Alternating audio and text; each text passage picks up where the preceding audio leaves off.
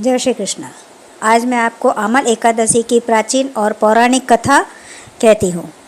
मानधाता राम के एक राजा थे।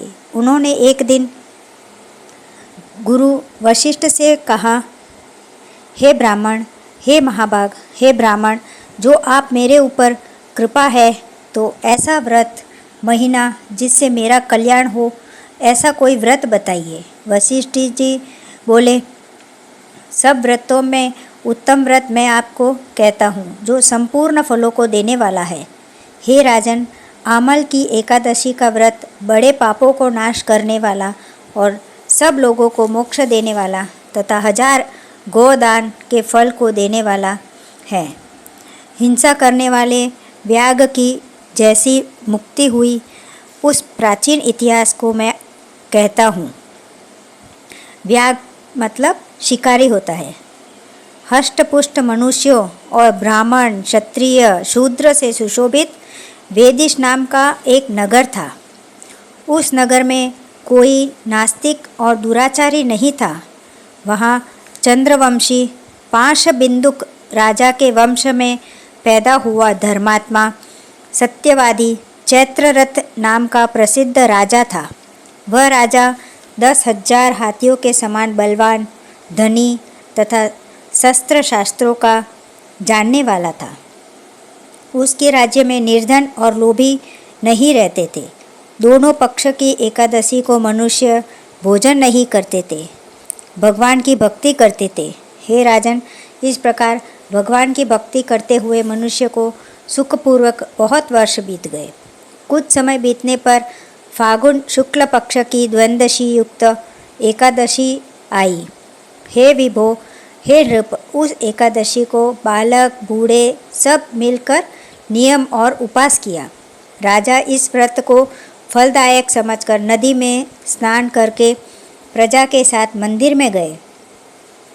राजा ने जल से भरा हुआ कलश स्थापित करके उसे छत्री, उपानह, पंचरत्न और सुंदर गंध से सुशोभित किया।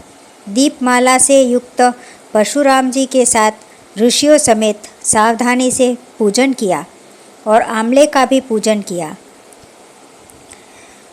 पूजन करते समय कहते हैं, हे जागदम्ब्य, हे रेणुकानंदन वर्धक, हे आमल की छाया से युक्त, हे भक्ति मुक्ति को देने वाला, आपको नमस्कार है। हे धात्री, ब्राह्मण से उत्पन्न सब पापों का नाश करने वाली आमल की तुमको नमस्कार है। मेरे अर्घ्य को ग्रहण करो, तुमको नमस्कार है। इस प्रकार राजा ने पूजा की। उसी समय वहाँ पर एक शिकारी भूख प्यास से पीड़ित वहाँ आया। कुटुंब के लिए जीव हिंसा करने वाला, सब धर्मों से अलग, वह आमल की एकादशी का जागरण और दीपों से सुशोभित उस स्थान को देखकर वहाँ बैठ गया। यह क्या है, ऐसा मन में सोचकर आश्चर्य करने लगा। उसने वहाँ रखे कलश के ऊपर दामोदर भगवान का दर्शन किया। वहाँ पंडितों के मुख से भगवान की कथा सुनी। सुगंधित होने पर भी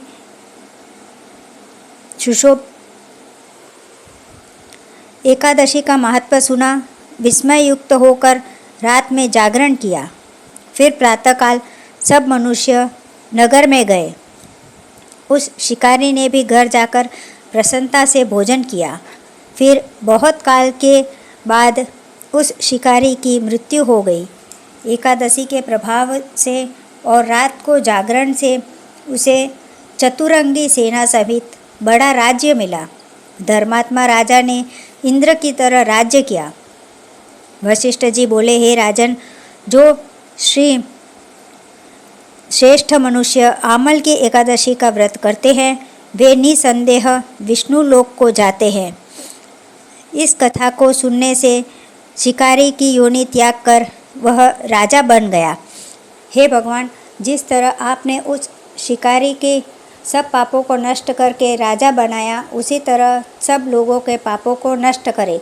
बोलो दामोदर भगवान की जय।